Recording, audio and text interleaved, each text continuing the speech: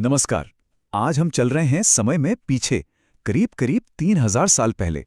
हम ये समझने की कोशिश करेंगे कि कैसे कुछ नई टेक्नोलॉजी और नए आइडियाज ने भारतीय उपमहाद्वीप की पूरी तस्वीर ही बदल दी, और कैसे जन्म हुआ उन हलचल भरे शहरों और ग्लोबल ट्रेड का जिसकी कहानियां हम आज भी सुनते हैं।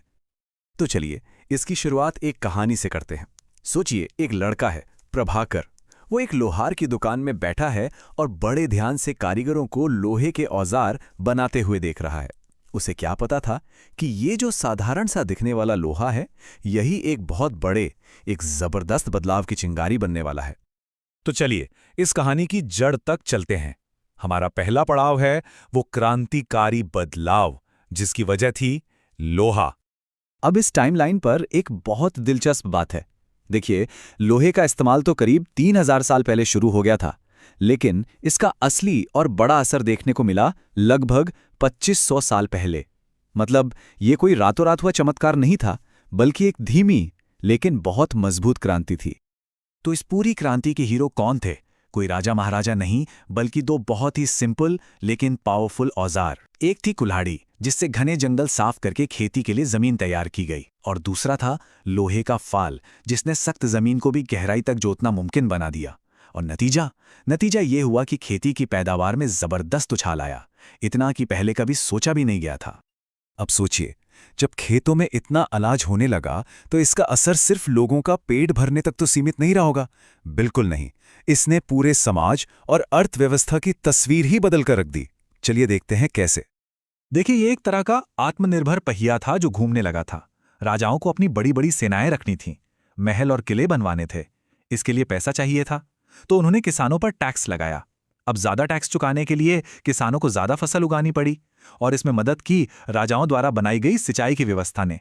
ज्यादा फसल का मतलब था राजा के लिए ज्यादा टैक्स, और ज्यादा टैक्स का मतलब था और ज्यादा विकास। इसी साइकिल ने एक मजबूत साम्राज्य की नींव रखी। और इस सब के बीच एक और बहुत बड़ा बदलाव आ रहा था। जब खाने पीने की कोई कमी ना हो तो जरूरी नहीं कि हर कोई किसानी ही करे, है ना? बस यहीं से समाज में अलग अलग काम करने वाले लोग सामने आए और बड़े बड़े शहरों का विकास शुरू हुआ। अब देखिए, इन बदलावों से समाज में एक तरह की सीढ़ी बन गई, और कमाल की बात यह है कि ये पैटर्न पूरे उपमहाद्वीप में दिख रहा था, भले ही नाम अलग अलग थे। जैसे उत्तर भारत में जो सबसे बड़े जमींदार थे उन्हें कहते थे ग्राम भोजक, तो वहीं दक्षिण में तमिल इलाकों में उन्हें वेल्लार कहा जाता था।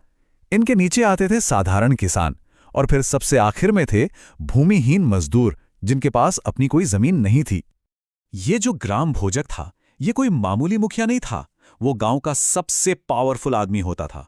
सोचिए, राजा की तरफ से टैक्स भी वही वसूलता था, गांव के झगड़ों में जज भी वही बनता था, और कभी-कभी तो पुलिस का काम भी उसी के जिम्मे होता था।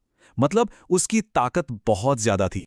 इन सारे सामाजिक बदलावों से जो नए और अमीर शहर बने, उनमें से एक बेहतरीन उदाहरण है मथुरा। आज से 250 साल से भी पहले मथुरा एक बहुत ही जरूरी सेंटर के तौर पर उभरा था। अच्छा, मथुरा इतना जरूरी क्यों था? इसकी वजह एक नहीं, कई थीं। पहली बात तो ये कि ये व्यापार के बहुत जरूरी रास्तों के बिल्कुल बीच में था। दूसरा, यहां बेहतरीन मूर्तियां बनती थीं। तीसरा, ये शक्तिशाली कुषाण साम्राज्य की दूसरी राजधानी भी बना। और चौथा, ये बौद्ध, जैन और कृष्ण को मानने वालों के लिए एक बहुत बड़ा धार्मिक केंद्र था। इन सभी वजहों ने मथुरा को सदियों तक महत्वपूर्ण बनाए रखा। तो अब शहर बस रहे थे, व्यापार फल फूल रहा था। जाहिर है, इसे चलाने के लिए कुछ नए सिस्टम्स और तरीकों की जरूरत पड़ी होगी। तो चलिए अब एक नजर डालते हैं उस दौर के कुछ आर्थिक आविष्कारों पर। आर्कियोलॉजिस्ट को खुदाई में एक खास तरह के मिट्टी के बर्तन मिले हैं। ये बहुत ही फाइन और चमकदार हैं। इन्हें कहते हैं नॉर्दर्न ब्लैक पॉलिश्ड वेयर, और ये इस बात का पक्का सबूत है कि उस जमाने में कारीगरी का लेवल कितना ऊंचा था। अब चीजों के बदले चीजें देने का जमाना, यानी बार्टर सिस्टम, धीरे धीरे पुराना हो रहा था। सामने आए उपमहाद्वीप के सबसे पुराने सिक्के, जिन्हें हम पंच मार्क्ड कॉइन्स या आहत सिक्के कहते हैं।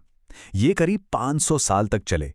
इन चांदी या तांबे के सिक्कों पर कुछ निशान ठोक कर बनाए जाते थे, जिससे व्यापार करना बहुत आसान हो गया।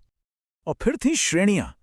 ये सिर्फ कारीगरों का कोई छोटा मोटा ग्रुप नहीं था, नहीं, ये उस दौर के इकोनॉमिक इंजन थे।